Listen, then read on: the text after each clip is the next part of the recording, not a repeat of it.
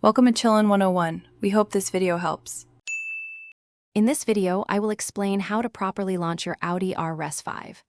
Launch control is a fantastic feature designed to give you the best possible acceleration from a complete stop. It precisely manages engine power and traction to minimize wheel spin and maximize forward thrust.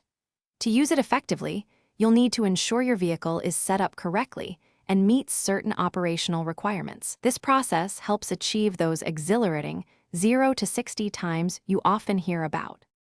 To activate launch control, first ensure your Audi RS5 is in dynamic or RS drive mode. Next, select the S gear program using your gear selector. It's crucial that the engine is at its optimal operating temperature, typically above 100 degrees Celsius oil temperature, and the steering wheel is pointed straight ahead. Finally, press the traction control button once to engage ESC Sport Mode, which limits stability control for the launch. With the settings in place, firmly press the brake pedal all the way down with your left foot. Simultaneously, fully depress the accelerator pedal with your right foot. You'll notice the engine revs will stabilize, typically around 5,000 revolutions per minute, indicating launch control is ready. A message confirming launch control enabled may appear.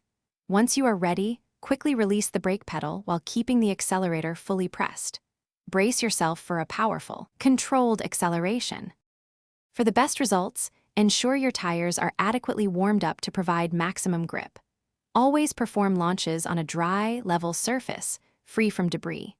While exhilarating, it's wise to avoid excessive use of launch control to help preserve your vehicle's drivetrain components. Some models may even have a limited number of launches. Remember to always practice in a safe, controlled environment away from public roads to fully enjoy this incredible feature responsibly. Thanks for watching. Consider subscribing if we helped you.